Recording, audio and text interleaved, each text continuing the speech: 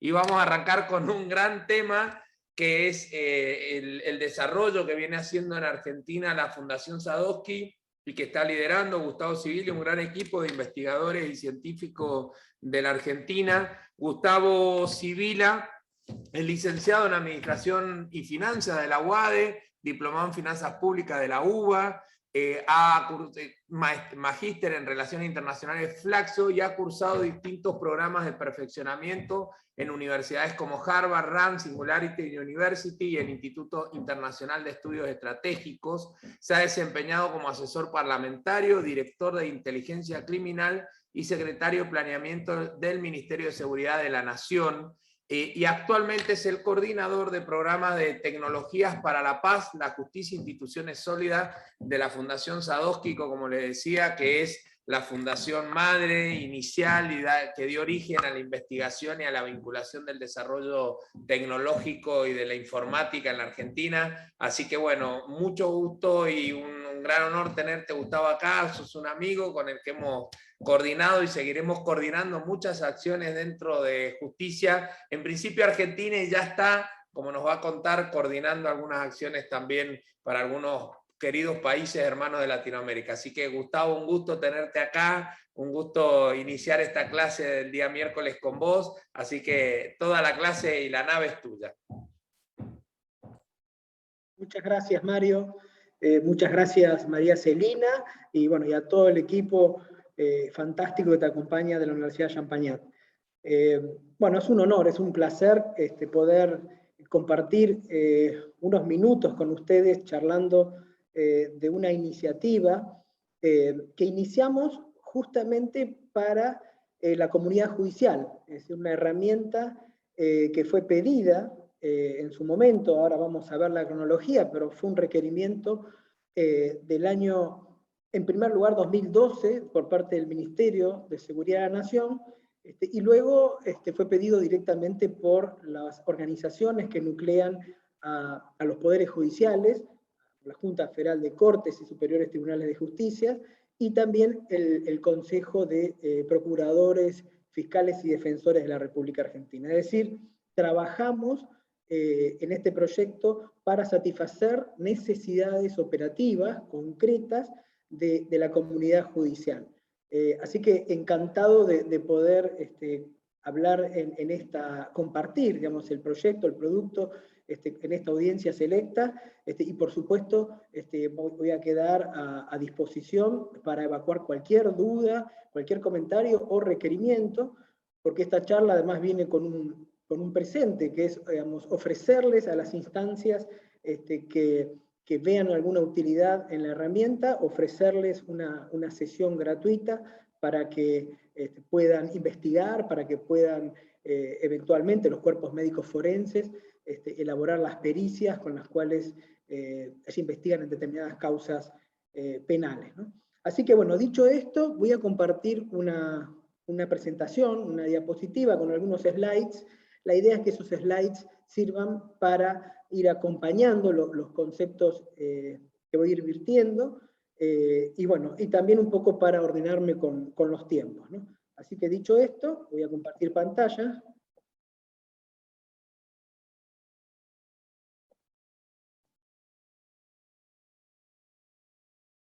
Bien, la idea, digamos, de la presentación es hablar sobre tecnologías aplicadas a la investigación. Vamos a hablar puntualmente dentro de esta familia, de este grupo de tecnologías, vamos a hablar de los sistemas de identificación genética, de los registros forenses, es decir, de las bases de datos donde esta información genética colectada en el marco de las investigaciones penales preparatorias, bueno, donde esta información, estos perfiles genéticos que permiten individualizar a cada persona, bueno, cómo se almacenan, cómo se procesan, a efectos de tener una utilidad práctica en el servicio de administración de justicia.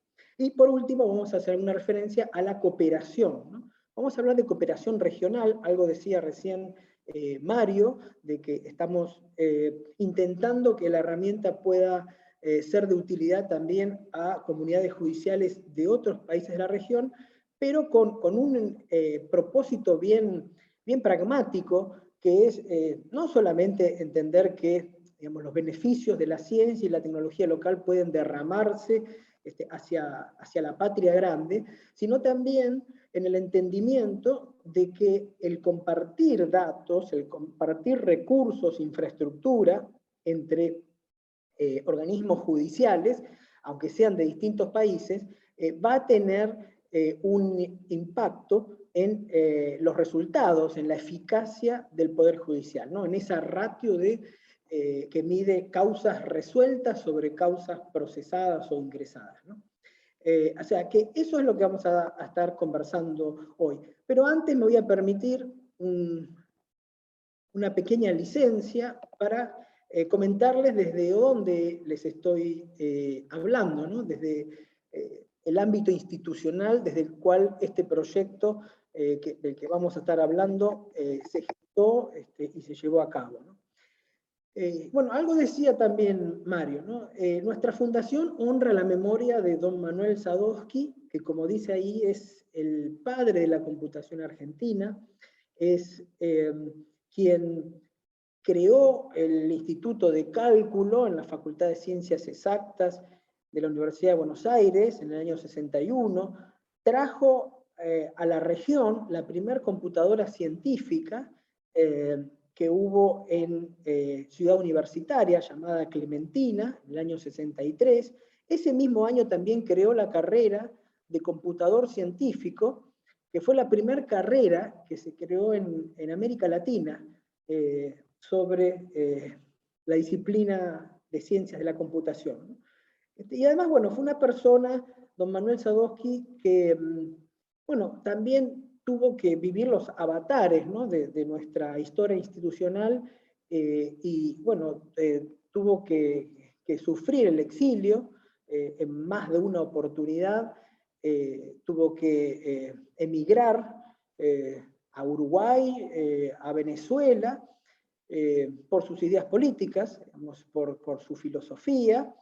Pero bueno, estos viajes tampoco fueron estériles, porque don Manuel Sadowski es recordado en Uruguay y en Venezuela también como uno de los principales promotores de la ciencia informática de esos países, ¿no? Pero bueno, pudo volver al país con la democracia, y fue durante todo el gobierno, durante todo el mandato del gobierno del presidente Alfonsín, fue la máxima autoridad de ciencia y tecnología, porque en ese momento era el Ministerio de Ciencia y Tecnología, no tenía ese rango, y bueno, y tuvo en ese periodo, ¿no? En la década del 80, tuvo como autoridad científica varias iniciativas bueno, que marcaron una diferencia, que hicieron que nosotros podamos disponer, ¿no? como país de un sector informático muy dinámico. Ustedes, la mayoría, habrán escuchado hablar de los unicornios, ¿no? Estas empresas de base tecnológica que tienen una capitalización bursátil superior a los $1.000 millones.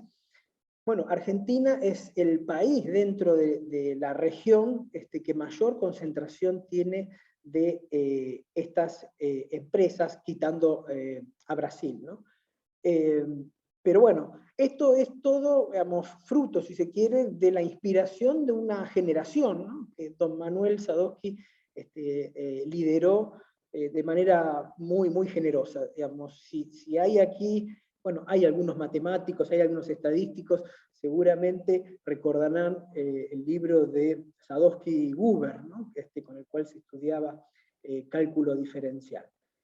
Bueno, ahora, don Manuel Sadowski murió en el año 2005, había nacido en el 1914, murió con 91 años, e inmediatamente, digamos, tanto desde el sector privado, es decir, desde las cámaras empresarias que nuclean al sector del software, que son CESI, digamos, la Cámara de Empresas de Servicios de Software, y SICOMRA, que es la Cámara Argentina de Informática y Telecomunicaciones, bueno, tanto desde el sector privado como desde el sector público, en ese momento el Ministerio de Ciencia, Tecnología e Innovación Productiva, tomaron la decisión de crear la Fundación Sadowski. Es decir, esta fundación se creó desde origen con un espíritu público-privado, ¿no? Es decir, es un ámbito que, si bien obviamente es una persona jurídica privada, porque es una fundación, pero en su estatuto establece que el presidente de la fundación siempre será el ministro de Ciencia y Tecnología de la Nación, y los dos vicepresidentes serán los presidentes de cada una de las cámaras auspiciantes, ¿no? Entonces, es un espacio donde convergen las dos visiones, la visión regulatoria, la visión pública propiamente, más la visión del sector privado, ¿no? Es decir, tanto como proveedor de las soluciones que necesita el sector público, como también como sector en sí mismo que requiere ciertas definiciones, ciertos vectores para orientar la inversión y la investigación y desarrollo. Básicamente la fundación lo que hace es lo que vemos a la izquierda. Ustedes ven un triángulo ahí, debajo del logo de la fundación, y ese triángulo refiere a un famoso esquema diseñado por el científico Jorge Sábato, que por eso se llamó esto el triángulo de Sábato, donde vemos en los vértices, por un lado al gobierno, como decíamos recién, el gobierno fijando las prioridades estratégicas, determinando cuáles son las necesidades públicas más acuciantes y que requieren soluciones muchas veces basadas en herramientas informáticas. Por otro lado tenemos la infraestructura científico-tecnológica, es decir, ahí tenemos todos los organismos que conforman esfuerzos de investigación y desarrollo, es decir, el CONICET, universidades nacionales, los institutos privados de investigación. Bueno, ahí tenemos, si se quiere, la materia gris. Y por otro lado tenemos en el tercer vértice la estructura productiva. Es decir, las empresas, los emprendedores que, digamos, nutridos de, por un lado, desde el gobierno, de las prioridades, las líneas a desarrollar, aquellas que el Estado en forma explícita alienta, y por otro lado tenemos el recurso humano especializado, ¿no? Tenemos una cantera de investigadores. Argentina tiene un sistema científico-tecnológico también muy, muy fuerte, producto, si se quiere, de la continuidad de ciertas políticas, más allá de los matices, de que hayan habido altibajos en las asignaciones presupuestarias. Lo cierto es que la ciencia en nuestro país goza de un alto consenso social y político, y rara vez es criticada o atacada. Entonces, la Fundación Sadowski hace eso, básicamente, lleva adelante proyectos que tengan esta característica, digamos, de articular los tres sectores, y que a su vez impliquen la aplicación de tecnologías de información y comunicaciones a problemas públicos de relevancia, ¿no? Eso es lo que nosotros hacemos desde Sadowski. Nuestro programa insignia en realidad es programar, es el programa mediante el cual hemos fomentado ya desde hace 10 años la enseñanza de la computación en las escuelas primarias y secundarias, pero una enseñanza que tiene un enfoque mucho más profundo que meramente enseñarle a los chicos a usar las aplicaciones como los procesadores de texto o las planillas de cálculo. Es decir, no, enseñar computación para nosotros no es enseñar a ser usuario, sino enseñar a pensar computacionalmente, enseñar a pensar a los niños desde los 6 años, apenas salen del jardín de infantes, a introducir lo que nosotros llamamos el pensamiento computacional, ¿no? Es decir, la manera de razonar un problema, de descomponerlo en partes menores, en analizar y entender las vinculaciones. Bueno, todo eso de alguna manera son atributos necesarios para aprender a programar, ¿no? Puede programar absolutamente cualquier persona, no necesita ni siquiera la escuela primaria completa. Pero, en fin, ese es nuestro programa insignia. Otro de los programas es el que les vamos a mostrar ahora. Bueno, este programa, que se llama GENIS, o GENI, como le quieran decir, tuvo en principio un requerimiento, aquí figura el 2014, como, si se quiere, la historia del proyecto, pero tuvo una prehistoria, una protohistoria, como les comentaba, que en el año 2012, en realidad fue el Ministerio de Seguridad quien tiene a cargo a las fuerzas federales, a la Policía Federal, a la Gendarmería, Prefectura y Policía de Seguridad Aeroportuaria. Bueno, tiene a su cargo, digamos, la gestión, el gobierno de esas fuerzas, pero como ustedes saben muy bien, las fuerzas de seguridad y los cuerpos policiales también tienen un rol como auxiliares de la justicia.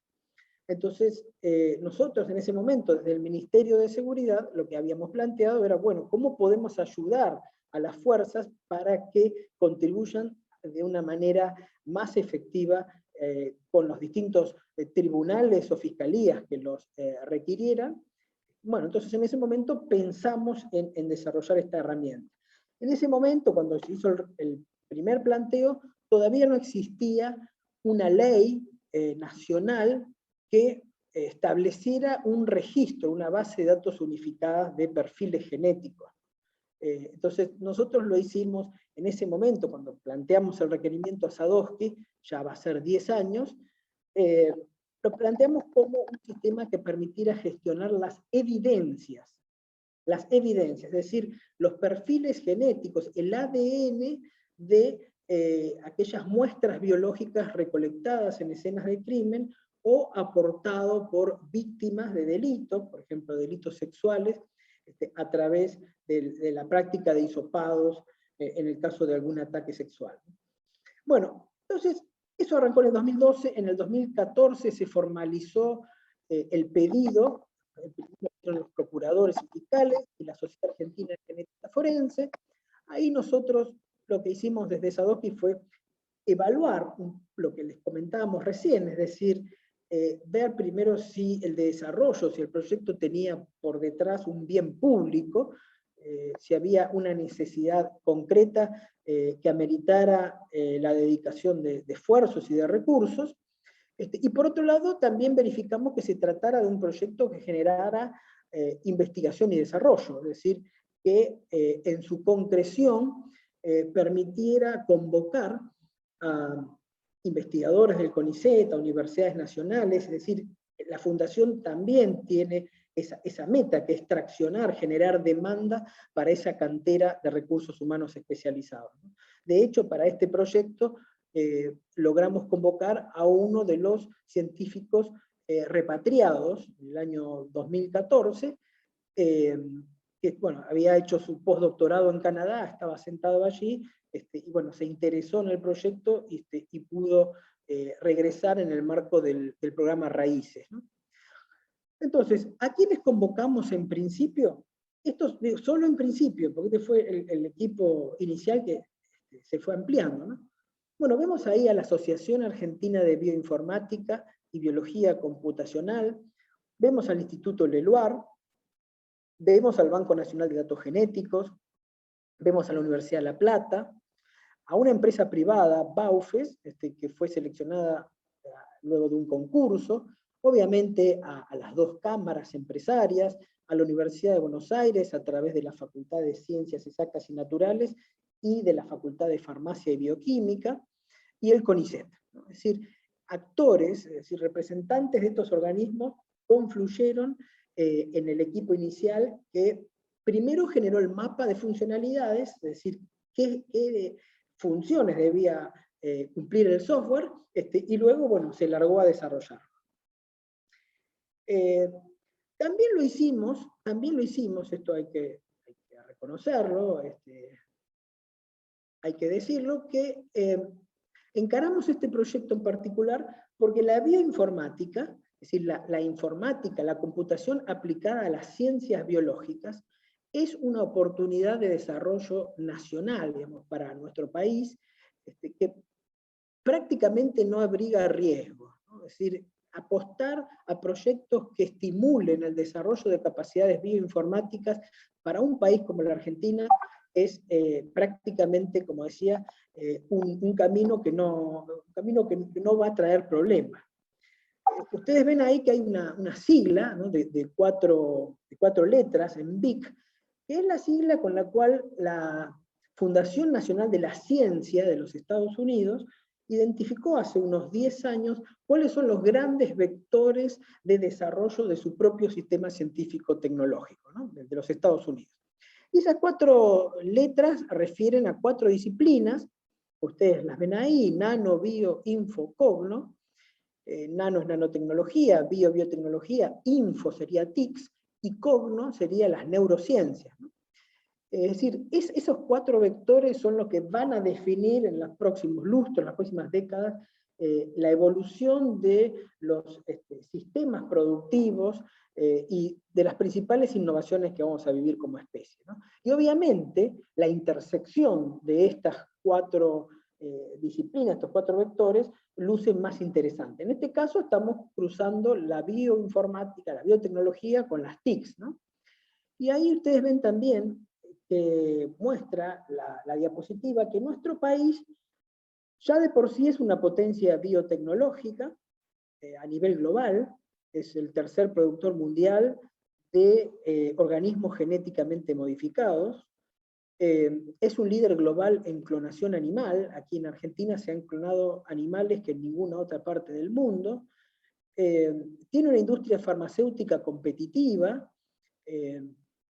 por ejemplo, en Sudamérica tenemos las empresas que producen anticuerpos monoclonales, los únicos laboratorios que lo hacen, y un poco ha quedado también en evidencia ahora en la respuesta, ¿no?, a la pandemia del COVID, en donde Argentina, digamos, actualmente coproduce, ¿no?, con México la vacuna de AstraZeneca, ¿no? Entonces, por un lado, Argentina ya tiene un rol, ya tiene una posición en el mundo, ¿no?, en el campo de la biotecnología, que hace que nosotros nos sintamos cómodos para seguir avanzando.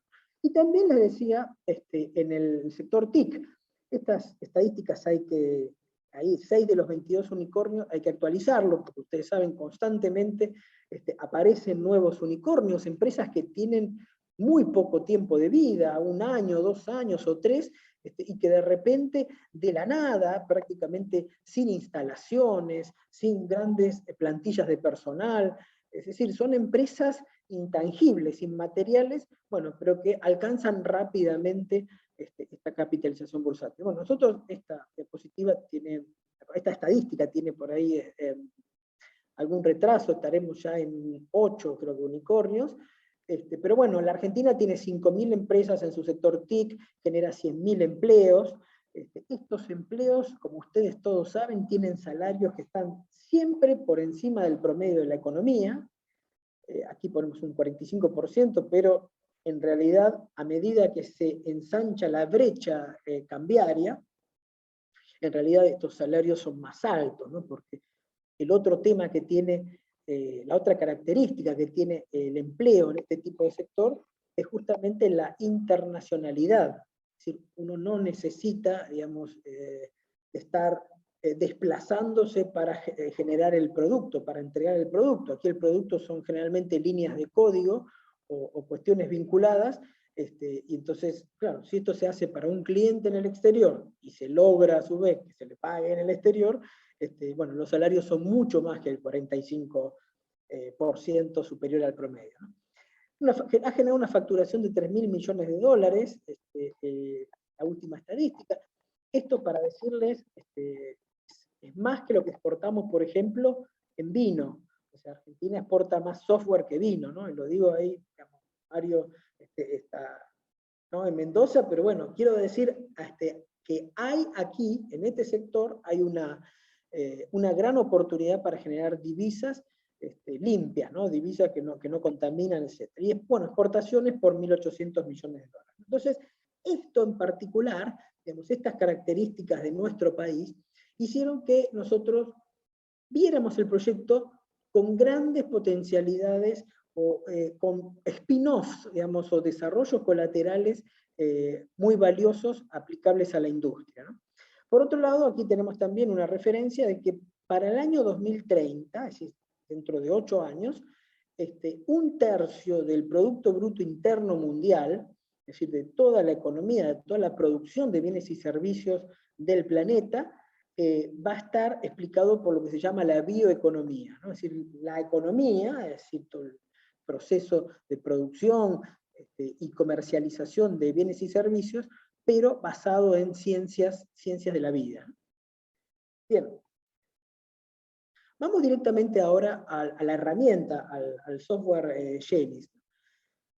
Bueno, ¿qué es GENIS? Es una solución para la investigación penal. Esa es la definición sintética en una oración corta. Después, a nivel funcional, diremos que es una herramienta, un software que compara perfiles genéticos forenses, ¿no? Los almacena y los compara. O sea, sirve para mantener un registro ordenado, y a su vez, con cada nuevo ingreso que se produzca, con cada nuevo perfil genético que se cargue a ese registro, lo que hace el software es compararlo de manera automatizada a efectos de encontrar alguna correspondencia, ¿no? Lo que llamamos un match, una coincidencia, que ya veremos cuáles son las consecuencias prácticas que tienen para la investigación penal.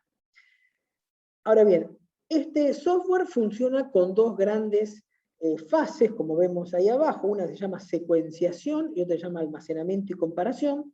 La secuenciación corresponde a la fase en la que la evidencia analógica, la evidencia material palpable, que puede ser una gota de sangre, que puede ser tejido epitelial, que puede ser hueso, que puede ser semen, que puede ser pelo, siempre y cuando tengamos la raíz, que es la que tiene el ADN, tiene las células donde se contiene el ADN. Bueno, una vez que nosotros este material biológico que hallamos en las escenas de crimen o que recolectamos de hisopados, bueno, ese material biológico es enviado a un laboratorio.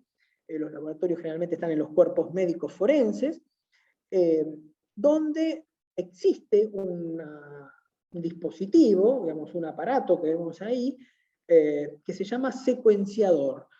Básicamente lo que hace ese secuenciador es establecer secuencias, como dice el nombre, ¿no? Pero esas secuencias refieren al ADN, refieren a, digamos, un elemento que está presente en el núcleo de todas las células del ser humano y que tiene la característica, además, de que es único para cada persona.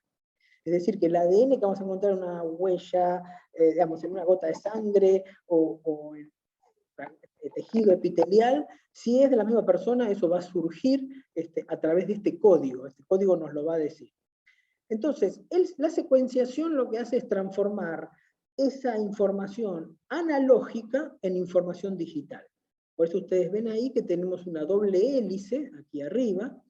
La doble hélice sería la representación del ácido desoxirribonucleico, que, digamos, en principio es, como dijimos, es un elemento químico, es un ácido, entonces un elemento que primero se mueve en el plano material, en el plano analógico, pero luego nosotros lo que tenemos que lograr para poder trabajar con él es transformarlo en ceros y unos, ¿no? Es decir, transformarlo en un código digital que permita procesarlo en un ordenador, una computadora. Entonces, un perfil genético hoy se expresa a través de un código alfanumérico. Es decir, lo que sale de esa gota de sangre que entra al secuenciador es un código de letras y números, un código discreto, que permite individualizar a cada persona. Permite decir, este código es de fulanito de tal. De alguna manera opera como si fuera un documento nacional de identidad, ¿no? Un DNI que se lleva en las células y que es inmodificable. Bien, entonces, una vez que tenemos ese perfil genético, esos ceros y unos, ya lo podemos mandar, como ven aquí, a un servidor. Ya lo podemos meter dentro de una computadora, de un dispositivo con una capacidad de procesamiento autónomo que empieza, de alguna manera, a compararlos. Ustedes ven aquí que hay aquí abajo, hay dos perfiles que tienen distinto color, ¿no? Distinta representación. Ahora vamos a ver por qué, pero básicamente lo que está mostrando este gráfico es que el software trabaja con dos tipos de perfiles genéticos. Por un lado, los perfiles genéticos de individuos conocidos, es decir, que sé a quién pertenece esa saliva, esa gota de sangre. Entonces, ese perfil genético recibe un nombre que se llama referencia, Y luego tengo los perfiles genéticos de las evidencias, es decir, no sé a quién pertenece, es un NN el dueño de ese perfil genético. Precisamente el trabajo que buscamos con el software es darle un rostro a esa evidencia, es decir, ponerle un nombre a esa evidencia, saber el DNI o la identificación del dueño de la gota de sangre que encontramos en la escena de un homicidio, ¿no? Homicidio resuelto. Bien, aquí lo vamos a ver cómo funciona, ¿no? Vamos a ver el funcionamiento práctico. Como les decía recién, ven, aquí están los dos tipos de perfiles, la referencia que corresponde a un sujeto conocido, fíjense que le ponemos una doble hélice en rojo, y ponemos al costado un perfil definido de un individuo, y las evidencias le ponemos una hélice celeste, y ponemos al lado una máscara, supuestamente de un delincuente que ha pretendido esconderse. Entonces, bueno, vamos a ver aquí dos casos de funcionamiento práctico, es decir, cómo el software puede afectar la vida, el trabajo cotidiano, operativo de las fiscalías de nuestras provincias o de otros países. Aquí tenemos el primer ejemplo, veamos aquí, fíjense lo que decimos, nosotros tenemos por un lado una evidencia en la escena 1, ¿no? Ven aquí que tenemos la máscara con la doble hélice celeste. Ahora, esta escena 1 corresponde a la jurisdicción que es la ciudad de Buenos Aires, ¿no? Entonces, acá lo que estamos diciendo es, si la evidencia de la escena 1, que pudo haber surgido de un hisopado hecho a una víctima de un asalto sexual, pongámosle en el barrio de Caballito, en Ciudad de Buenos Aires. Bueno, si ese perfil genético de esa evidencia da match, coincide en la base de datos con otra evidencia del partido de Morón, del Gran Buenos Aires, es decir, estamos hablando de departamentos judiciales distintos, estamos hablando de jurisdicciones distintas, que cada una tiene sus propios sistemas informáticos, tiene sus propias bases, y que ustedes saben, operan, en la actualidad, operan como si fueran países distintos, ¿no? Es decir, los mecanismos de articulación entre poderes judiciales de distintas provincias, todavía en Argentina, en un país federal como Argentina, tienen muchísimo camino por recorrer. En la actualidad, lo que está sucediendo es que nosotros tenemos aquí a dos fiscales, un fiscal de la Ciudad de Buenos Aires y un fiscal de la provincia de Buenos Aires, persiguiendo a la misma persona, pero que no lo van a saber hasta tanto el sistema les dé esta coincidencia. Hasta tanto el sistema diga, el perfil genético que acaba de subir el fiscal de Morón a la base de datos de la provincia de Buenos Aires coincidió con un perfil que fue cargado el año pasado a pedido de un fiscal de la ciudad de Buenos Aires.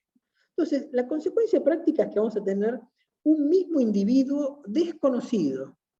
Es decir, ese match, esa coincidencia, lo único que me va a decir es que los dos fiscales están persiguiendo a la misma persona, pero ninguno de los dos fiscales todavía sabe el nombre, la identidad de esa persona. Entonces, ese match lo que va a producir, por empezar, digamos, la conclusión de que estamos frente a un fenómeno de reincidencia, y luego una especie de unificación de investigaciones. En realidad no es que se produzca una unificación de las causas de los expedientes, sino lo que se produce es un llamado, un contacto entre los dos fiscales, en el cual comparten los elementos, los indicios, las evidencias que cada uno hubiere colectado por separado. De esa manera, como si fuese un rompecabezas, lo que logramos es incrementar la probabilidad de individualización en cualquiera de los dos casos. El primero que lo descubra, obviamente, implica también una resolución de la causa de su colega. Entonces, este sería uno de los primeros casos donde nosotros vemos el impacto que tiene la utilización del sistema. Gustavo. Sí. Mira, algunas consultas te voy diciendo, a ver, así de paso vas descansando. Sí, señor. Tenemos alguna consulta. Una es, bueno, como todo método científico, porcentaje de error y de acierto, falsos positivos de la herramienta, cómo la han ido evolucionando y escalando. Y por otro lado, si este registro solo está vinculado a una acción criminal y es una evidencia que se recolecta una acción criminal o se recolecta en base de datos de otro modo. Perfecto.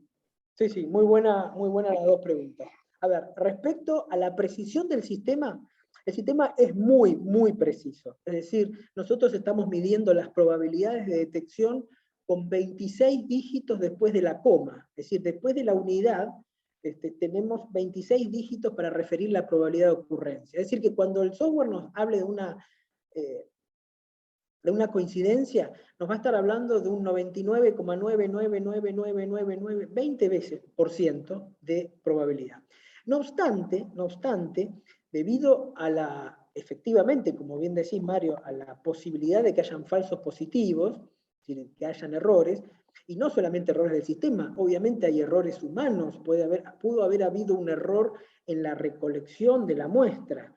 Es decir, hay toda una cadena de custodia que respetar y por eso está protocolizado de manera muy cuidadosa cada paso, ¿no? Entonces, por ese lado no me preocuparía tanto porque es muy alta, digamos, prácticamente todo el mundo habla de certeza en la identificación genética. Ahora bien, el hecho de que nosotros podamos demostrar que el ADN de una persona estuvo en un lugar no significa de ninguna manera, y en esto quiero ser bien enfático, no significa que esa persona sea la responsable, la culpable, porque uno va dejando ADN sin darse cuenta por todos los lados por los que pasa. Entonces se va acumulando el ADN, digamos, en una habitación, se va acumulando el ADN en las personas que pasan a lo largo del tiempo. Entonces cualquier cosa que suceda, digamos, un homicidio que suceda en esa habitación, obviamente cuando vayan los equipos de policía científica van a detectar un montón de evidencias biológicas que las van a procesar y van a generar un número importantísimo de perfiles. Entonces, lo que quiero decir es que esa evidencia, digamos, esa coincidencia entre perfiles simplemente es un elemento que primero lo tenemos que revalidar.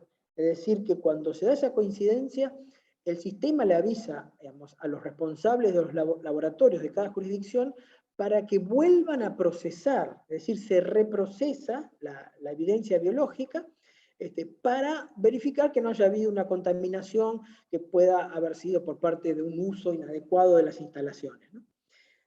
Porque ese es el otro tema, el control de calidad en los laboratorios, es importantísimo eso, ¿no?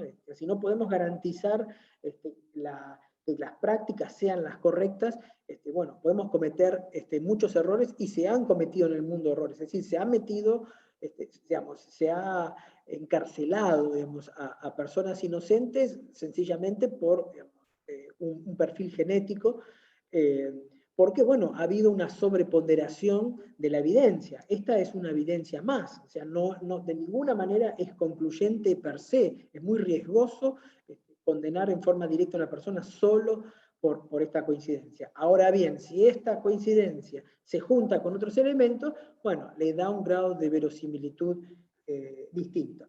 Y luego, la siguiente, Mario, si este sistema sirve solo para causas penales. La respuesta es no, este sistema sirve para todo tipo de trabajo que se haga con perfiles genéticos. De hecho, ahora vamos a ver que se puede utilizar, obviamente, para juicios civiles de filiación, y se puede usar también para buscar personas desaparecidas. También es una causa penal, ¿no? Digamos, una averiguación, pero quiero decir que esto dependerá de la legislación, de la normativa de cada jurisdicción, que es lo que le permite la ley, y ahí, a partir de ahí el software es altamente parametrizable, es decir, se puede configurar para cargar las categorías de delitos que estén habilitadas o incluso para el uso civil. Ahí te engancho con otra consulta, pero me voy riendo porque te he visto remando los acuerdos provinciales y hay 2 o 3 preguntas que tienen que ver con cómo hacer un sistema nacional de registros, respetando, ¿no?, las competencias y toda la composición de... Recordad que esto es una diplo donde hay Latinoamérica y salvo Brasil, México, Argentina, país federal, cómo construir un sistema federal de base de datos será distribuida, no concentrada, a dónde está hoy GENIS a nivel provincial, después si querés nos puedes contar en Latinoamérica, y cómo imaginás un sistema de registro integrado. Muy buena pregunta, Mario, muy buena pregunta. A ver, este sistema fue diseñado obviamente en Argentina, pensando en las necesidades argentinas, pero, es decir, las necesidades de un país federal, un país que tiene distintos niveles de gobierno, bueno, nación, provincia y municipio. Básicamente con dos de ellos trabajamos, que es nación y provincia, pero bueno, hay que reconocer que las provincias en un país federal son autónomas. Entonces, obviamente, como dice Mario, tiene su propio poder judicial, su propio poder legislativo, que dicta las normas que rigen, por ejemplo, la organización de la justicia en cada provincia surge de la legislatura local, ¿no? Entonces, este sistema fue pensado para poder asimilar, para poder captar y trabajar con las divergencias que surgen de un federalismo como el nuestro, es decir, donde uno encuentra una provincia que la legislatura regula con determinado aspecto o criterio, y otra provincia lo hace de otro. Entonces, el software se puede configurar para que cada provincia cargue lo que está legalmente habilitada por su legislatura a cargar. Es decir, que es un software que permite dar soporte a registros o bases de datos de distinta naturaleza y alcance. Eso dependerá de cada normativa, de cada ley, digamos, de la maduración del debate y de cómo ese debate termine decantando, ¿no? Entonces, ahora bien, en un país unitario, que es la mayoría de los países son unitarios, digamos, convengamos que en la regla de la distribución, digamos, de organizaciones estatales, son mucho más los unitarios que los federales. En un país unitario, como sería Chile, como sería Uruguay, Perú, Ecuador, Colombia, es mucho más fácil, porque la definición, los criterios técnicos que hay que discutir, se hacen solamente a nivel nacional. Luego, digamos, no hay una autonomía de las jurisdicciones subnacionales, si bien hay algún grado de descentralización, pero no hay autonomía, es decir, que no se puede oponer, digamos, criterios contradictorios al nacional. Entonces, hoy en Argentina, ¿qué está pasando? Ahora vamos a ver un cuadrito que muestra dónde estamos desplegados. Pero lo que está pasando hoy en Argentina es, tenemos un registro nacional de datos genéticos forenses, es decir, vinculados a delitos contra la integridad sexual. Es decir, tenemos una base de datos de violadores, por decirlo en forma clara o sencilla. Pero son violadores condenados. Es decir, que el único registro nacional que hoy existe a nivel, si ustedes quieren, del país, tiene que ver con los condenados por delitos contra la integridad sexual. Ahora bien, las provincias, 20 provincias, piensen que tenemos 23 provincias, pero 20 de esas 23, a través de sus legislaturas, en los últimos 15 años, han ido dictando leyes locales, creando registros con alcances distintos al nacional. Si tenemos provincias, Mendoza es un caso, en el que el alcance es mucho mayor. ¿A qué me refiero con alcance mucho mayor? Primero, el tipo de delitos que contempla. Es decir, ahí estamos hablando no solo de delitos contra la integridad sexual, sino que estamos hablando de delitos contra las personas. Yo creo que lo tenemos, a ver, no lo tenemos, no lo tengo, bueno, lo cuento entonces. Es decir, si nosotros tomamos delitos contra las personas, estamos también abarcando, por ejemplo, homicidios, lesiones graves. ¿Qué quiere decir? Quiere decir que la ley local, la ley de la legislatura, permite que se archiven, que se almacenen perfiles genéticos colectados en las investigaciones de estos delitos. Obviamente eso permite que la base sea más grande, y a medida que la base es más grande, la probabilidad de que se genere una coincidencia es mayor. Y después están también los estados procesales. O sea, tenemos el tipo de delito, una versión restringida, dijimos, delito contra la integridad sexual, una versión amplia, delitos contra las personas, y después tenemos los estados procesales. Tenemos aquellos que son restringidos solo a condenados, individuos condenados, es decir, vamos a cargar referencias de personas que cuenten con una sentencia firme, condenatoria, y obviamente las evidencias siempre se cargan, ¿no? Porque las evidencias en realidad no corresponden a nadie todavía. O sea, nosotros decimos que las evidencias no tienen garantías ni derechos individuales, ¿no? La referencia, sí, la referencia, hay un individuo, hay un sujeto atrás que puede llegar a reclamar el uso debido o indebido de su perfil genético. Su perfil genético es una información personalísima. Entonces, esa es la situación hoy, Mario. Tenemos un registro nacional de condenados por delitos contra la integridad sexual que está administrado por la ley 26.879, la ley Ángeles Rawson, es gestionado desde el Ministerio de Justicia y Derechos Humanos de la Nación.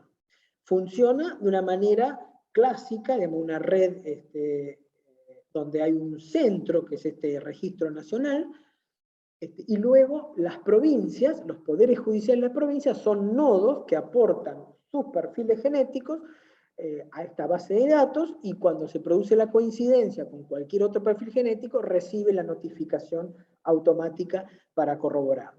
Entonces, ese es el registro nacional. Luego los registros provinciales, estas 20 provincias, tienen un grado de implementación distinto, variable. Hay algunas provincias que han avanzado, que han puesto en marcha sus registros locales antes que el nacional.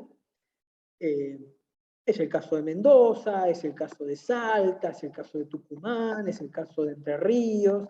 Es decir, son provincias que ya vienen, Córdoba, ya vienen trabajando con bases locales anteriores, ¿no? Es decir, como pactos preexistentes, digamos, ¿no? en el preámbulo, ¿no? Es decir, ya existen por mandato legislativo local. Luego, claro, yo mencioné 4 o 5 nada más que tienen esas bases armadas, ¿no? Funcionando. Luego hay un grupo de entre 12 y 15 provincias que tienen la ley y no han hecho nada, no han hecho absolutamente nada, no han reglamentado una ley que en algunos casos tiene más de 10 años.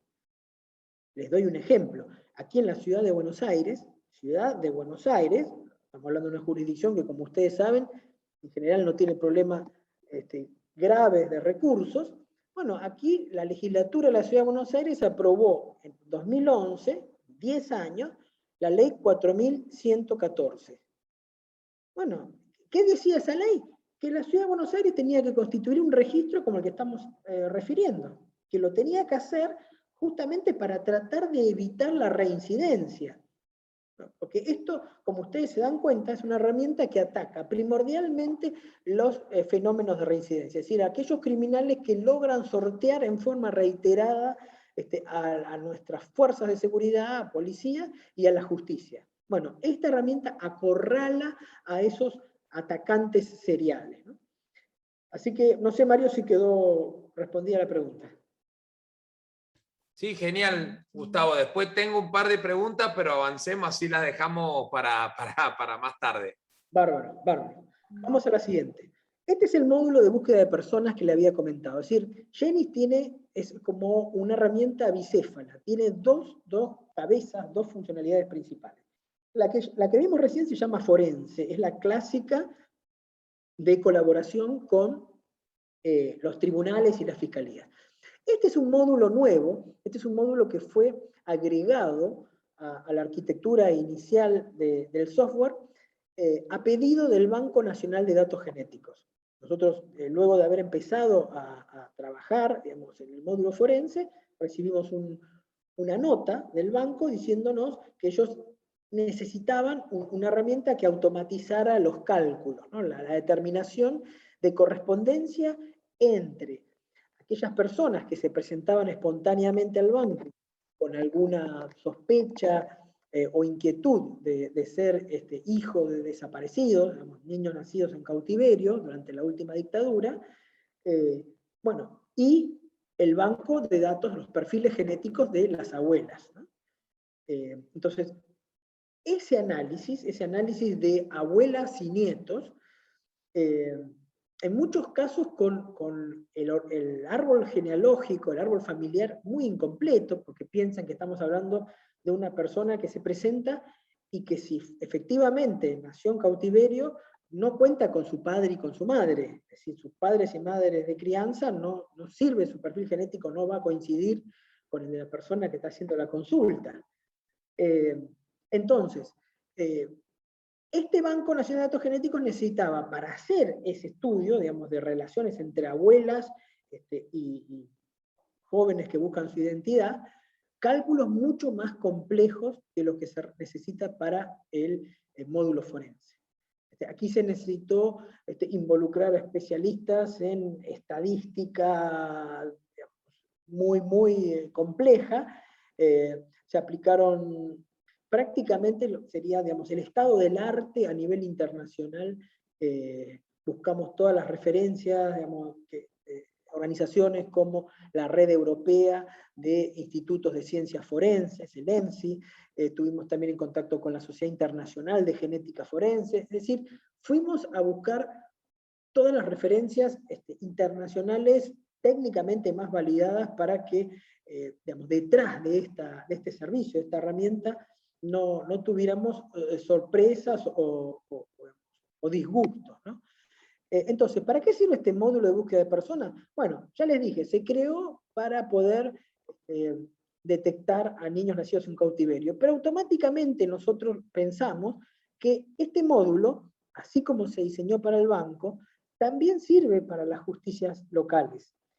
¿Por qué sirve para las justicias locales? Porque nosotros, de alguna manera, tenemos una cantidad de casos que es el de secuestro de menores, se trata de personas, o lisa y llanamente personas que han desaparecido, que la herramienta permitiría, a través del aporte, de la contribución, que los familiares, si los familiares vayan a denunciar la desaparición de una persona, que pueden aportar su perfil genético voluntariamente a través de un hisopado bucal, es decir, con la saliva alcanza. A través del secuenciador logramos que esa saliva nos dé el perfil genético de la persona denunciante, y con ese perfil genético en la base, cualquier rastro o cualquier resto que se encuentre en cualquier punto del país va a poder ser cotejado con esa base de datos de familiares que están buscando a las personas que desaparecieron.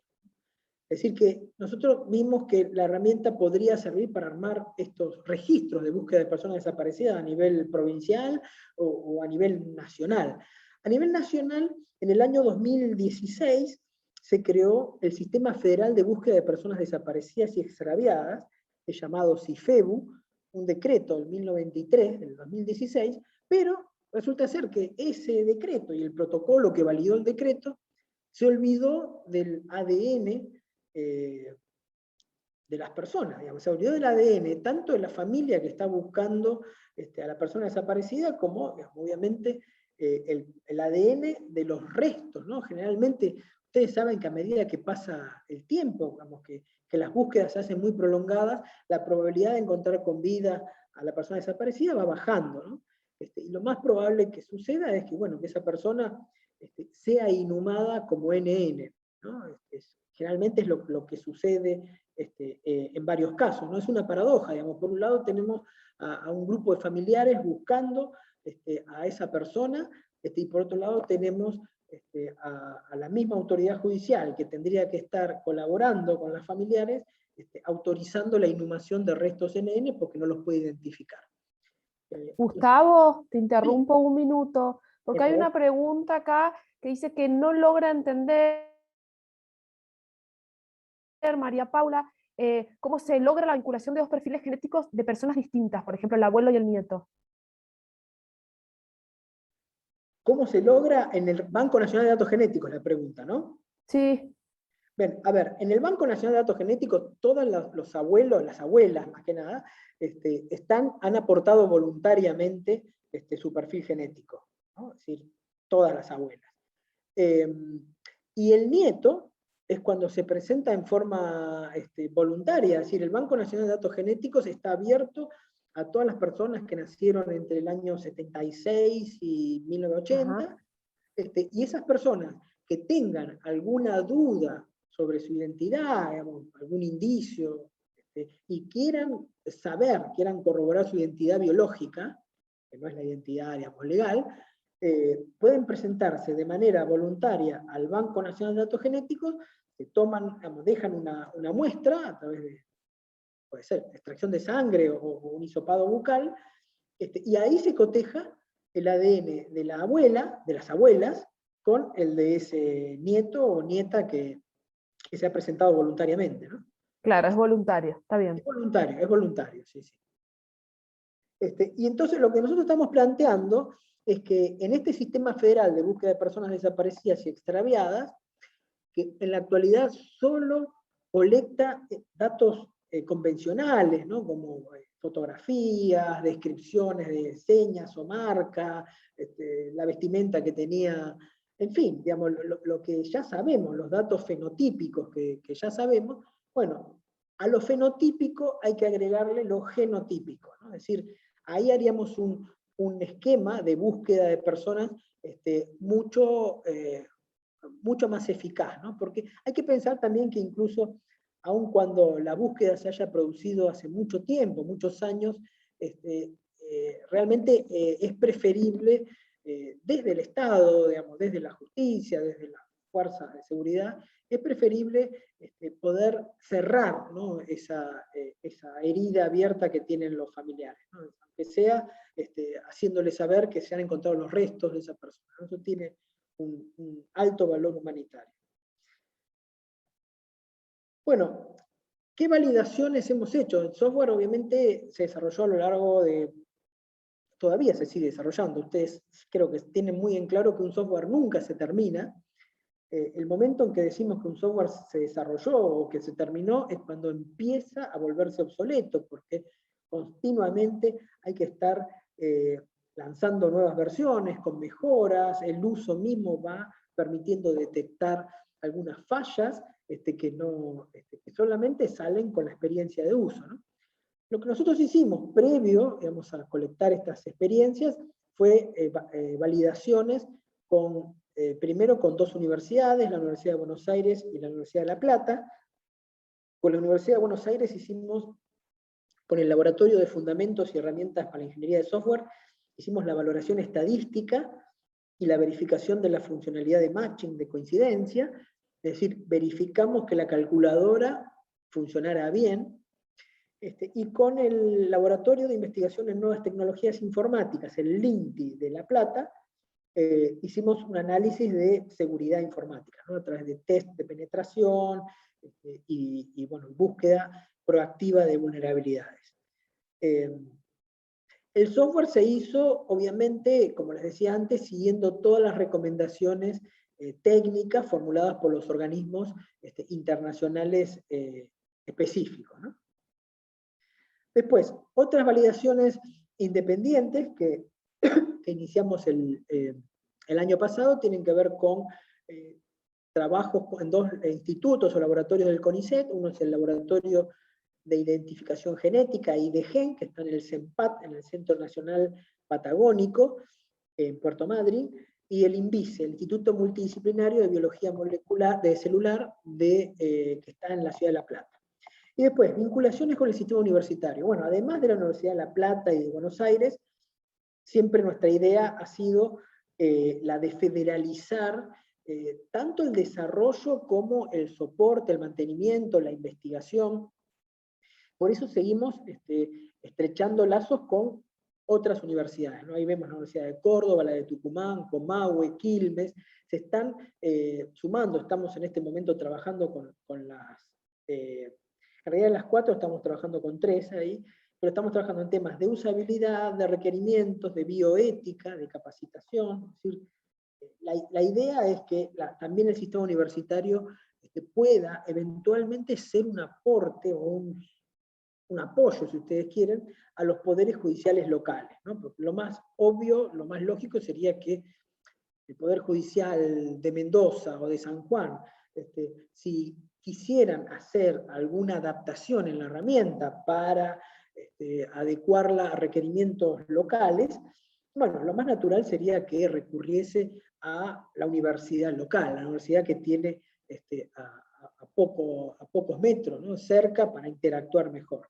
Así que el proyecto sigue de alguna manera trabajando o convocando actores en forma centrífuga, ¿no? Aquí tenemos lo que fue el despliegue del sistema.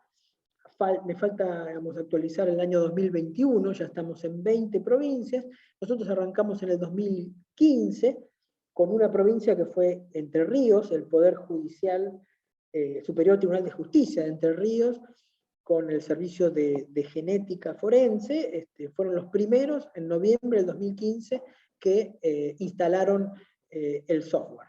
Luego, en diciembre del 2017, fue aprobado por 2 provincias más, Salta y La Pampa. En el 2018 se sumaron 10 más, que son las que ustedes ven ahí. En el 2019 sumamos 5 más, y ahora, 2021, estamos en 20 jurisdicciones, ¿no? Cuando decimos 20 jurisdicciones nos referimos o bien que está instalada en los poderes judiciales o en los ministerios públicos. Eso depende de lo que diga la ley local. O sea, dijimos que había 20 provincias con leyes locales. Bueno, en algunos casos esas leyes ponen la responsabilidad de la administración del registro en el Poder Judicial. La mayoría de los casos son esas. En otros los ponen dependiendo del procurador, Ministerio Público. Y en la menor agrupación es la de los poderes ejecutivos. Hay, la Ciudad de Buenos Aires lo ponen, digamos, en el ámbito, la responsabilidad de gestionar esta base de datos lo pone en el ámbito del Ministerio de Justicia y Seguridad del gobierno, o sea, del Ejecutivo, y algo parecido hace La Rioja. La Rioja también lo pone en el ámbito del Poder Ejecutivo. Bueno, y el Registro Nacional de Datos Genéticos Forenses, ¿no? O sea, la ley Ángeles Rawson pone ese registro nacional en el Ejecutivo. Pero la mayoría de los casos son Poder Judicial, en menor medida Ministerio Público, y aún en menor medida el Poder Ejecutivo. Después, en mayo del 2019 tuvimos un hito muy importante que fue firmar, no firmar el convenio, ¿no? Bueno, luego de un trabajo intenso, técnico, con el grupo de trabajo de los cuerpos médicos forenses, logramos que la Junta Federal de Cortes y Superiores Tribunales de Justicia también adoptara la herramienta tanto para su ámbito como para ofrecerlo al Poder Judicial que lo requiriese, ¿no? Es decir, obviamente estamos hablando de la cesión de una herramienta, como decimos, gratuita, que el Ministerio, la Fundación Sadowski y el Ministerio de Ciencia están listos para instalar en 48 horas de manera remota, ¿no? Bien, después hablábamos de la cooperación judicial regional.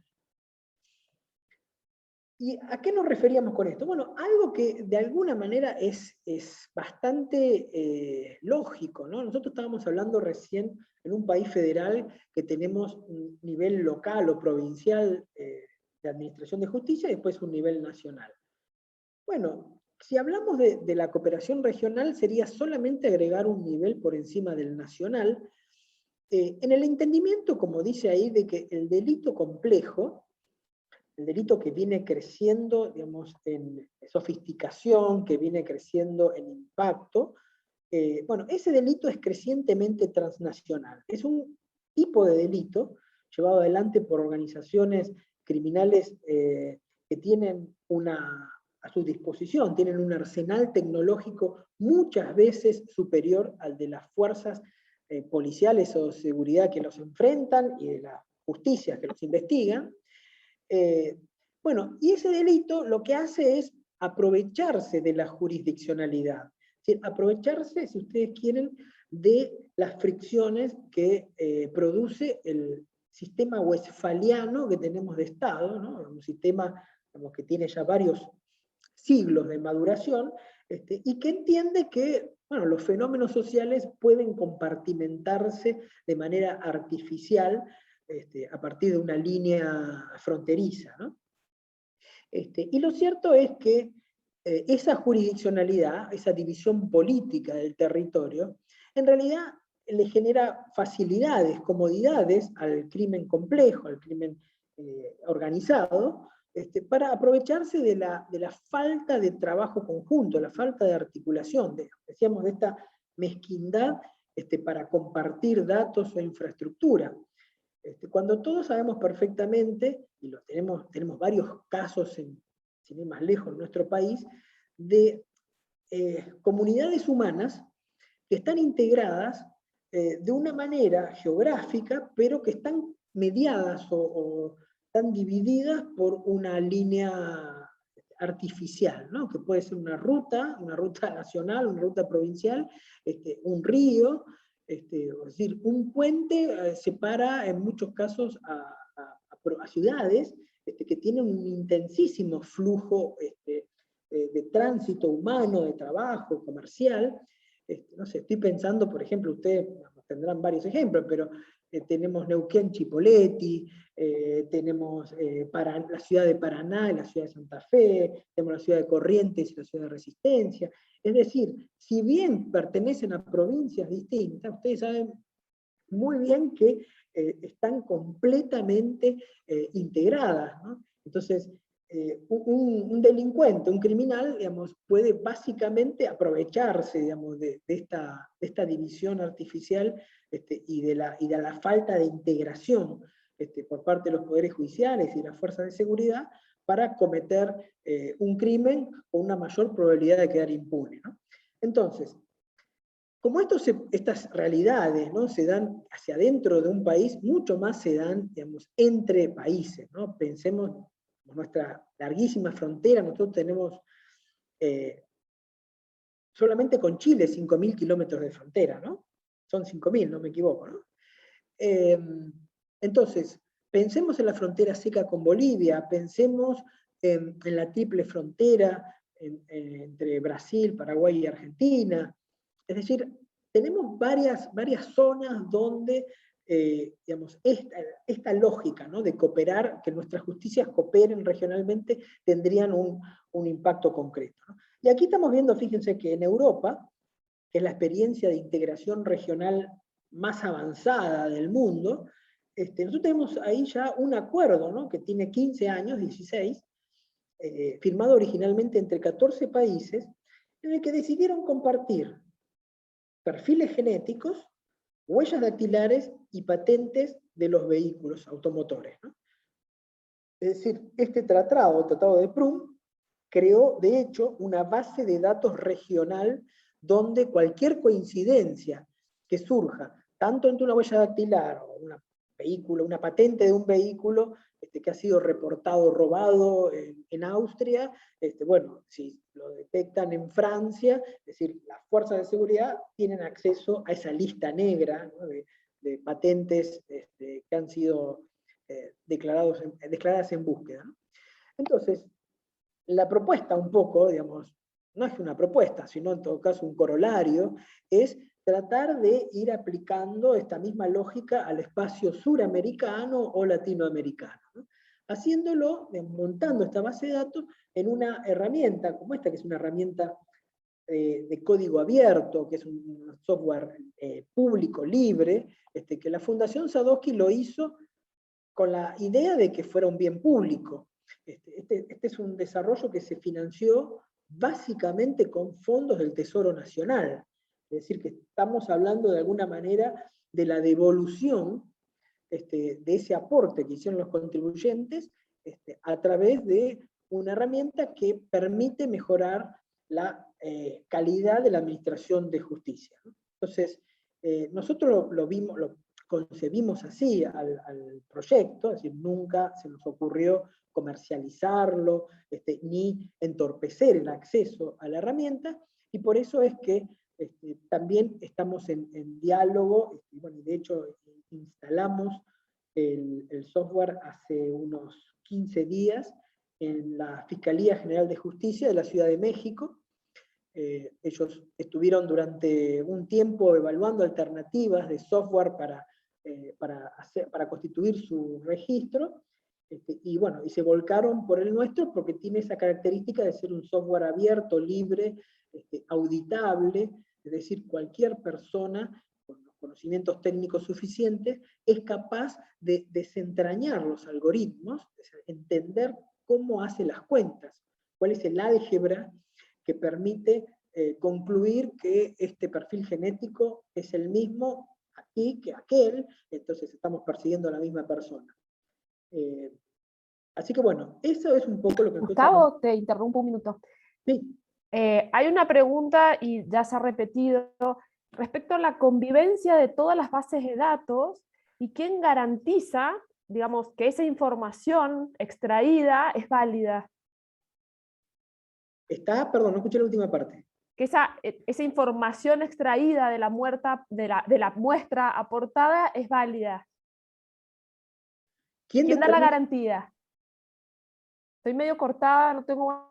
Sí, un poco, Gustavo, la mayoría de las preguntas va por el lado de la protección de datos personales, datos sensibles, todo lo que es extracción, recolección y almacenamiento y tratamiento de datos. Luego de eso, cadena de custodia y la garantía de la trazabilidad y también, en todo caso, de la protección, pseudonimización. ¿Cómo es el protocolo adentro de trabajo con la muestra, más allá del desarrollo del software, ¿no? Bien. A ver, algo que tengo que decir es, el perfil genético, o sea, lo que hemos definido como unidad de información de esta base de datos, dijimos que era un código alfanumérico, letras y números, que permite individualizar a una persona. O sea, con esa combinación de letras y números es única de Mario Adaro, por ejemplo. Entonces, nadie más va a tener en el planeta esa combinación de letras y números. Ahora bien, el perfil genético no es todo el ADN. El perfil genético se extrae de una parte. El ADN tiene, digamos, una clasificación primaria que es la parte codificante y la parte no codificante. ¿Qué significa la parte codificante? Bueno, la parte codificante, que es la más grande, estamos hablando del 90 y tanto % del ADN, es la que contiene los genes. Contiene los genes que determinan todos nuestros rasgos fenotípicos. Esos genes determinan nuestra altura, el color de nuestros ojos, de nuestro pelo, la forma de nuestra nariz, todo. Eso lo hacen los genes. Ahora bien, el perfil genético no proviene de la parte codificante. No proviene de la parte que permite inducir cuál es la probabilidad de una persona de contraer una enfermedad crónica. Porque eso es algo que el ADN permite hacer. Cualquiera que se haga un estudio de ADN puede buscar determinados indicios, determinados marcadores que están presentes en la mayoría de los casos que desarrollan una enfermedad. Y a partir, digamos, de una observación sistemática y con la estadística suficiente, se llega a la conclusión de que si uno tiene ese marcador, si tiene esa determinada secuencia dentro de su ADN, lo más probable es que desarrolle, por ejemplo, diabetes. Ahora bien, esa información sí que es muy delicada. Y sí es cierto, y además es bueno, es positivo, que haya una comunidad jurídica celosa de la privacidad, de la protección de datos personales.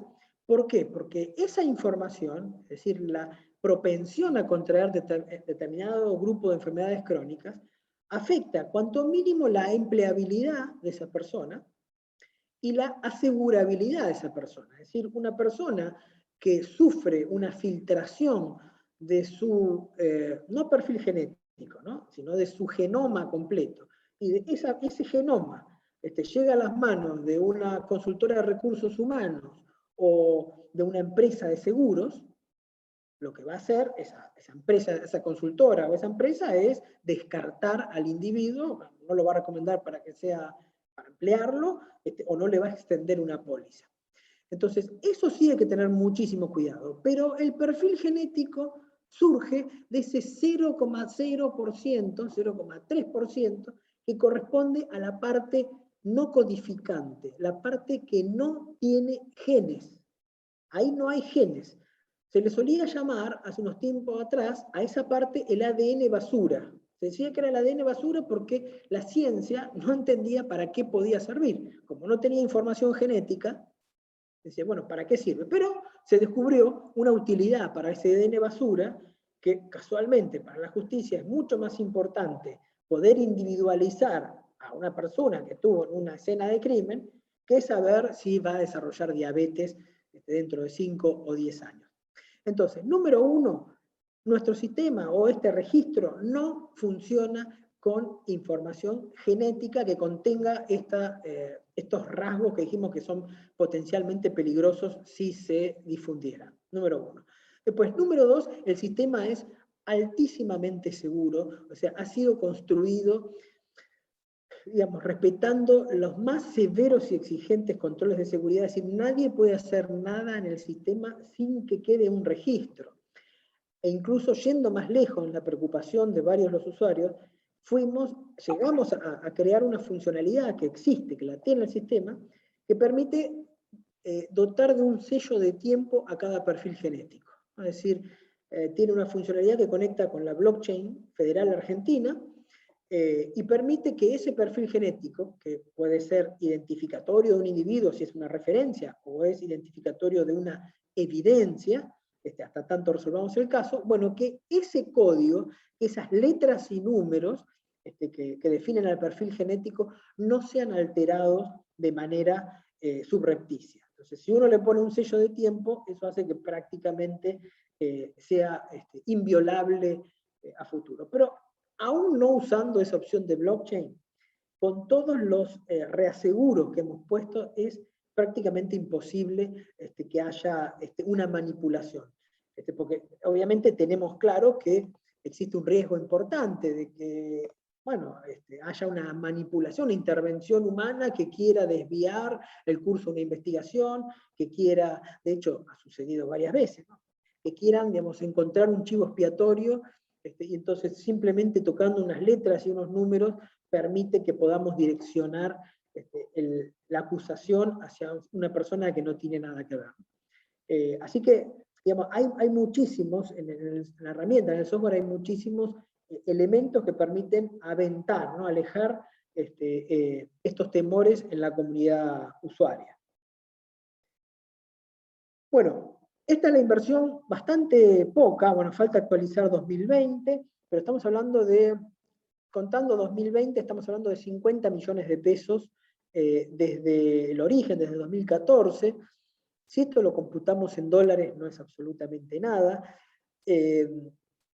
Digo, comparado con lo que cuesta el mantenimiento de otros sistemas similares que hemos visto en países más avanzados, el desarrollo de este sistema ha costado menos que el mantenimiento de otros sistemas que ya están en uso, ¿no? Y después, aquí tenemos países y organismos internacionales que desarrollaron sus propios sistemas informáticos de genética forense. ¿Por qué digo sus propios sistemas? Porque lo cierto es que hay un software que casualmente está instalado en la provincia de Mendoza y Córdoba, que es un software que lo provee el FBI. Es un software que tiene la misma funcionalidad que GENIS, no tiene el módulo de búsqueda de personas, es solamente el módulo forense, y este software es provisto por el Federal Bureau of Investigation, el Departamento de Justicia de los Estados Unidos, pero claro, no es cedido, es un software que es prestado. Vamos, hay un comodato, hay un convenio por el cual el FBI le ha prestado, en este caso, al Ministerio Público de la provincia de Mendoza, le ha prestado el software CODIS, ¿no? ¿Cuál es el tema? Primero, la propiedad. La propiedad no es de la provincia de Mendoza. Y el convenio que ha firmado la provincia de Mendoza dice bien claro que en cualquier momento que el FBI considere que se han vulnerado los protocolos de seguridad que ellos imponen, esos protocolos incluyen, por ejemplo, que solamente pueden acceder al sistema, digamos, una cantidad restringida, digamos, de individuos autorizados, que los autoriza el FBI, y que está prohibido mostrarle la pantalla a cualquier persona que no esté en esa lista, compartir el manual de usuario con cualquier persona que no esté en esa lista. Es decir, las posibilidades de avanzar, de investigar, de mejorar la herramienta son directamente nulas, porque estamos hablando de una herramienta que está prestada y que si nosotros llegamos a cometer, digamos, la imprudencia de mostrarlo a alguien no autorizado, lo que va a suceder es que nos vamos a quedar pedaleando en el aire sin sistema, porque el FBI lo puede retirar en cualquier momento. Entonces, dadas esas condiciones, digamos, del FBI, hay varios países en el mundo que dijeron, nosotros preferimos movernos con una herramienta propia, una herramienta desarrollada por la comunidad científica local. Entre ellos tenemos a Alemania, el Reino Unido, Austria, Eslovenia, Bulgaria, Serbia, Ucrania, Chipre, Interpol.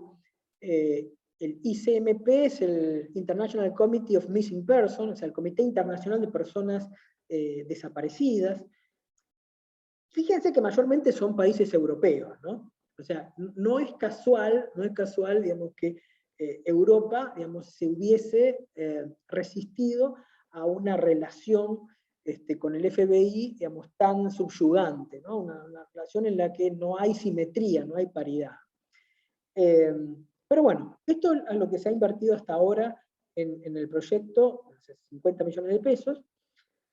Después ha sido declarado de interés por la Cámara de Senadores de la Nación.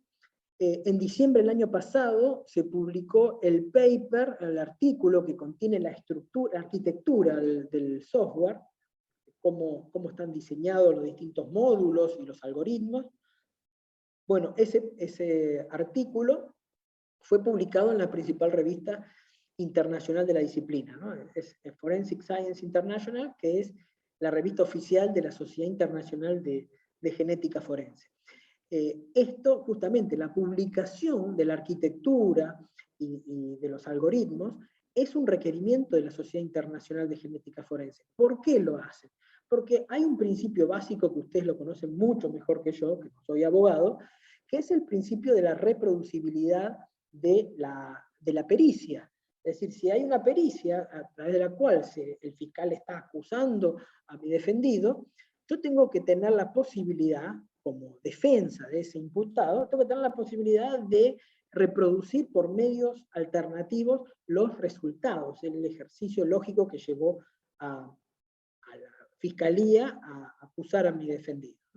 Entonces, la Sociedad Internacional de Genética Forense dice, si queremos ser transparentes, si queremos dar proactivamente esa posibilidad de cotejo, publiquemos la arquitectura. Eso es un diferencial importante. Piensen que en el caso de CODIS no está publicado ni el 5% del código, porque es un código propietario, es un código que ellos han decidido no compartir, y que, bueno, genera en la comunidad informática ciertas inquietudes, porque al no poder examinar el código, es imposible saber si a la hora de hacer una actualización de versión, no hay, digamos, una acción de sustracción de todos los perfiles genéticos cargados, ¿no? Ustedes conocen el dicho de que cuando la limosna es grande, hasta el santo desconfía, ¿no? Y por otro lado, también si nos vamos a ceñir a los hechos concretos y probados, estamos hablando de un organismo de seguridad de un país que no se ha caracterizado, digamos, en los últimos años, por un respeto, digamos, irrestricto al derecho a la privacidad, no de sus ciudadanos, ¿no? Del resto del mundo, ¿no? Entonces hemos tenido varios casos, digamos, resonantes, no voy a mencionarlos porque todos ustedes lo conocen, pero digo, hay que digamos, tomar en cuenta también cuál puede ser el móvil del FBI a la hora de estar promoviendo activamente el uso de su herramienta, ¿no? Bueno, estos son algunos de las... Gustavo, con respecto a ese desarrollo de software, ¿está claro dónde queda almacenado los datos, la base, el acceso? ¿Es solo un software? ¿Te dan soporte de infraestructura y el almacenamiento del registro de datos dónde queda? Vos decís en el caso nuestro de Genis. En el de Genis y en el que da en el CODIS. En ambos casos la base de datos es local. O sea, la base de datos está dentro del Poder Judicial de la provincia.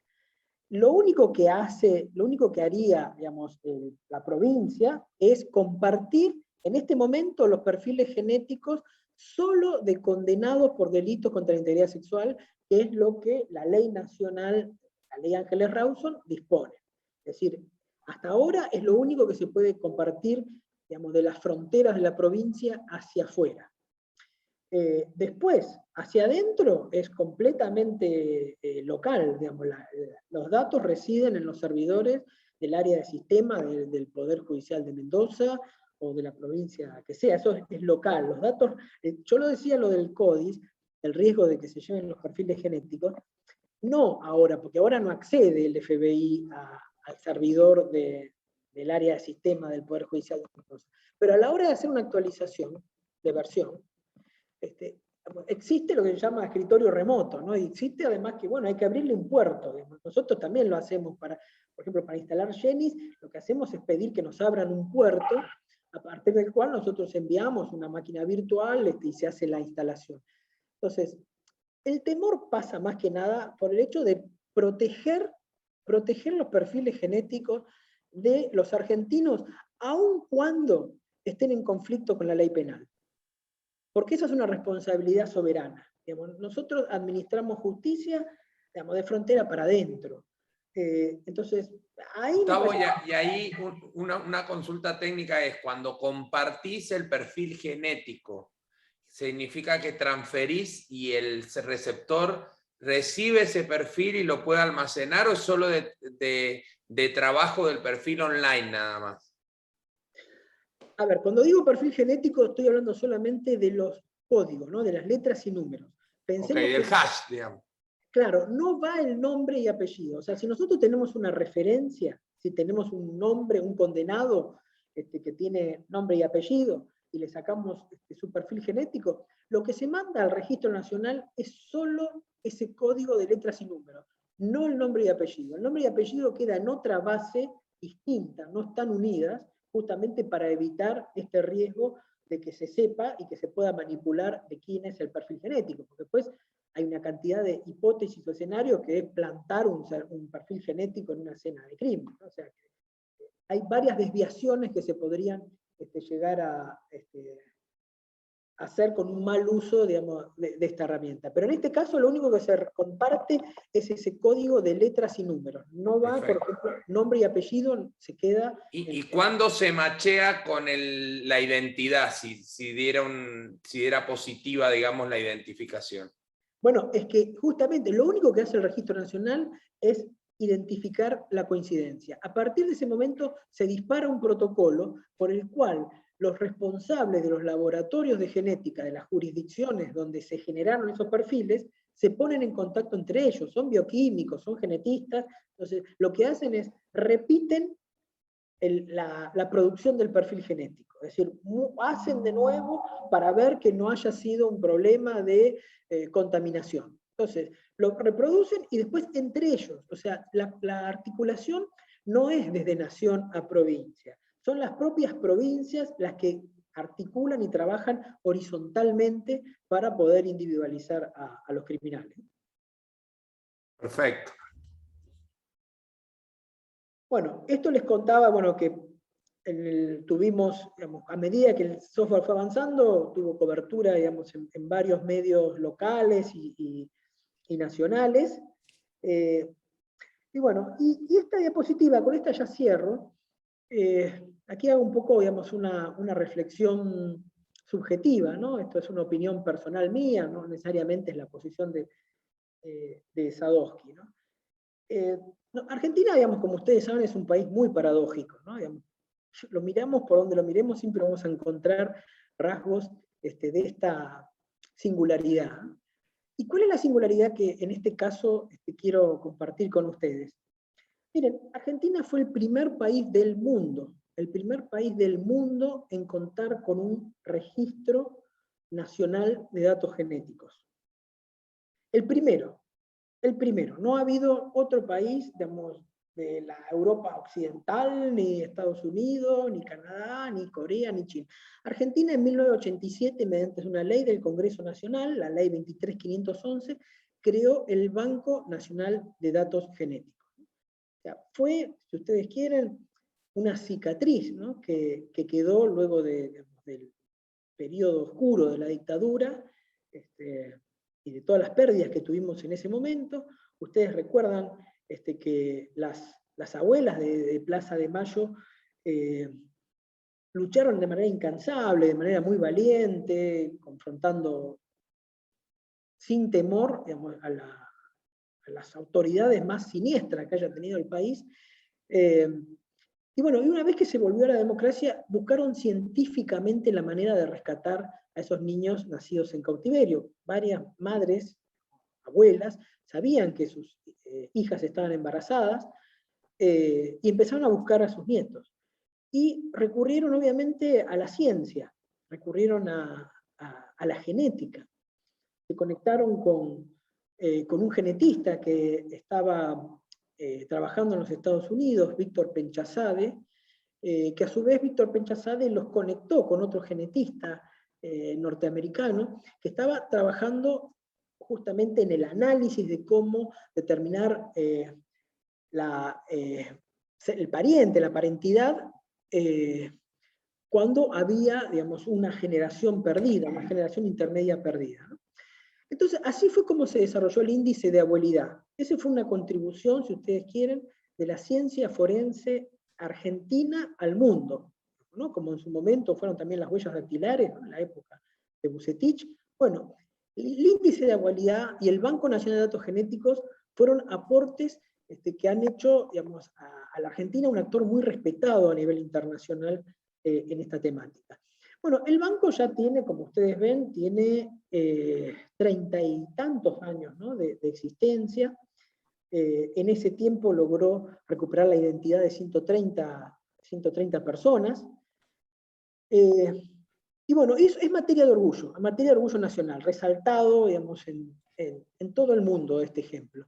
Pero fíjense ustedes la paradoja a la que hacía referencia al inicio de esta diapositiva, que es que tuvieron que pasar 26 años, ¿no? Estoy haciendo mal, 87 más 13, sí, 26 años, para que el Congreso Nacional se diera cuenta que esa misma tecnología servía también para resolver causas criminales, delitos contra la integridad sexual, homicidios. Es decir, lo mismo, es esa misma genética forense que prácticamente fue creada en la Argentina. Piensen que en 1987 es el primer año en el que el ADN resuelve un crimen en el mundo, que fue en Gran Bretaña.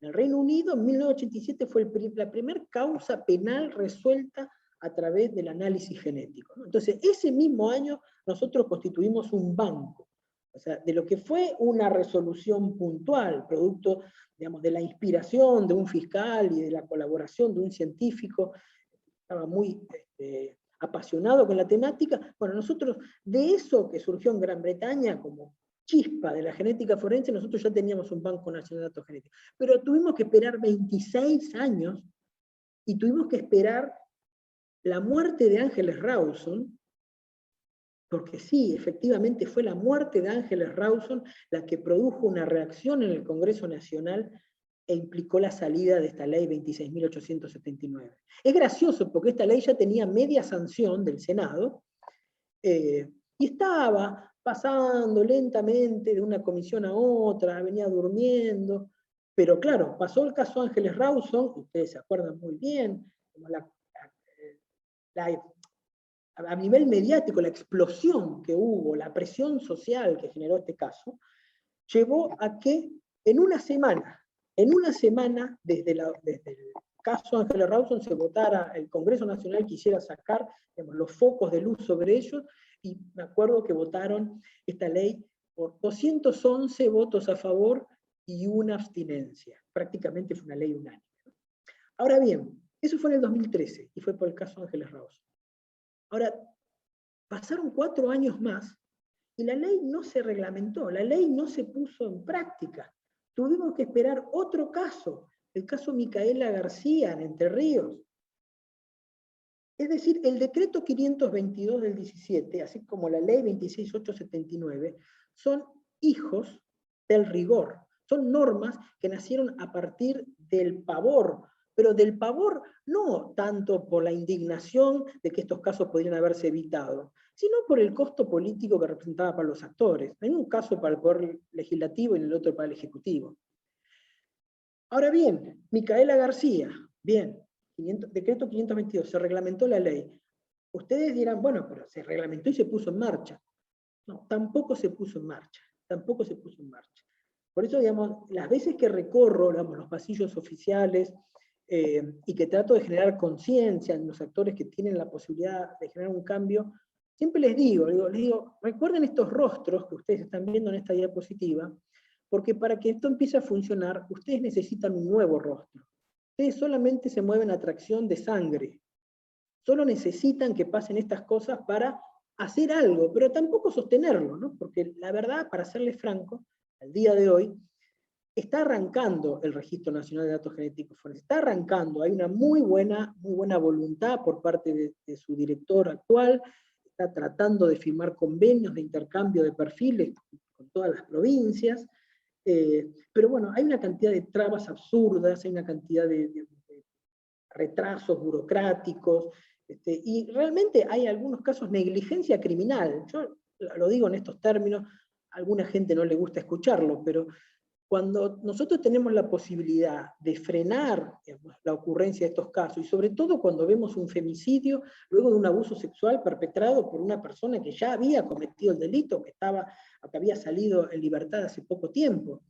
Es decir, cuando vemos esas cosas y tenemos frente a nuestros ojos, tenemos ante nuestras manos la herramienta para evitar que sigan ocurriendo, la indignación es lo mínimo que nos puede pasar. Y cuando hablamos con actores que pareciera que son militantes de la impunidad, ahí les hablamos de negligencia criminal. Es decir, es una negligencia que produce muerte, es una negligencia que produce víctimas que quedan con cicatrices de por vida, ¿no?